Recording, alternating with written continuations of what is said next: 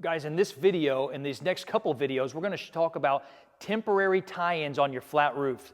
This one is called the 6x6 method. Stick around, we'll show you how it's done. All right, guys, the first method of a tying in where we've roofed our new section of roofing to our old section of roofing, I'm going to show you, and I call it the 6x6 method. It's very simple and easy to understand, and this method works if you're doing any kind of a roofing project on a single ply. So any kind of single ply, rubber, TPO, PVC, anything that can be pulled up, this method works very well. And so basically what we do is we decide where we're going to stop our production for that day, and we'll cut the old roof out, and so we make a saw cut with our roof cutter. We'll roof the area, and we'll bring usually the two layers of ISO will be close together, and then basically all we do is take the existing single ply and we roll it up onto a 6x6. So we take a 6x6, we roll it up, and we'll demonstrate that here in a second. We roll it up and we'll nail that off to the 6x6. So water would have to go up, back and around, and back up over. So that makes, we're almost making like an expansion joint with these 6x6s.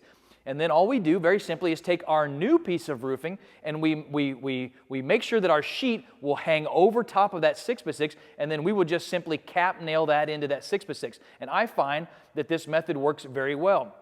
Some of the times we'll take our cone bases, those 30-pound mat cone bases, and we'll lay behind it. But most of the time, I've had no problem with the wind pulling up because the 6x6s, especially these treated 6x6s, they have some weight to them. So when I lay these out in a big row, I'm basically building an expansion joint in place with my existing roof rolled up and over, and then my new roof on top of that. And I've had very good success with this. It's easy to do. At the end of the day, you can put this down, and they don't leak, right? And so we'll demonstrate that here for you in a second.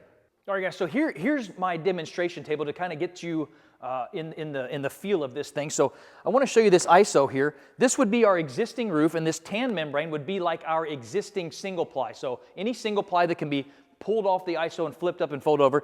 And this would be like our new area. So we've got our saw cut, we've decided to stop production here for the day. We've got rain coming in the evening, so we're going to make our tie-in. So what we try to do is make sure that we pull this rubber back and cut, and we want to have enough of excess membrane in the old side to tuck up over this 6x6. We basically come back in here onto the old side, take a 6x6, we take the old roofing and we'll lay it up and over on the top, and then all we do is take a cap nail with a hammer and we will basically secure this old roofing up and over with a cap nail. And that's how we start to make this tie-in. Then what we do is we take our new roofing on our new ISO where we want to stop for the night, and we'll take it and we'll lay our new on top of this part, and we'll cap nail this here also. And so now you see water on this side would have to get all the way up 5.5 inches tall, which unless your drains are plugged, that's not going to happen with an average rain. And then we've got this side here going to our new drain or our gutter or whatever we have tied in. Remember, this is our new area that we've got waterproofed, and this is our old area that should be waterproofed. It may have leaks, but they're not going to be from you on this old roof. You don't want leaks from you on these jobs. So this tie-in here with these 6x6s, I've found this to be easy, effective. We do it at the end of the day. Then you go home and you sleep with calm because you're not checking the weather at 10 o'clock at night going, man, I sure hope it doesn't rain. I just got a big seam up there left on my roof. So that's a very bad idea. Don't do that. Sleep good at night. Get your 6x6s out. Run your big. I've ran lines of these 500-foot long on buildings between two and basically created an expansion joint. This is a solid, easy method to do. You should be doing this. Sleep good at night. Don't cause leaks in your buildings. Your building owners will thank you. Your customers will love you, and you won't have leaks. You won't have to try to dodge storms. There's no way you can do these big buildings in one day or even 2 days. Some of these buildings are months in the making, and you've got to learn how to do these tie-ins so that you can manage your production, do amount of square foot. If it's going to rain tonight, it doesn't mean you don't work during the day. You still work. You just do a temporary tie-in. Keep your crews moving. Keep production happening. You just tie your jobs in very simply with this 6x6 method if you have a single ply. So rubber, TPO, PVC, anything that can be pulled and rolled back up, that's what we want to do. All right, a couple tips on this method here. This method works great in big, long lines. So what we try to do when we're going to use this method on a job, we try to roof so that we are cutting across the building with this in straight lines.